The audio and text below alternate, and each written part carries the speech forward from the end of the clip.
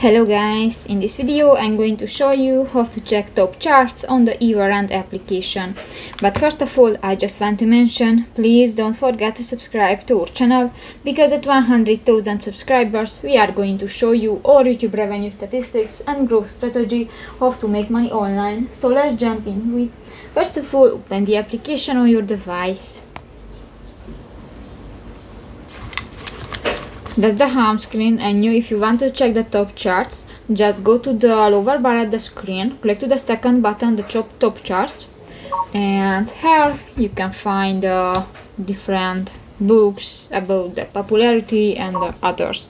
You can set the formats that the ebooks or the audiobooks, or you can select categories and you can check the about genres and different books. So that's pretty much it for this video, guys. See you in the next one. Bye bye.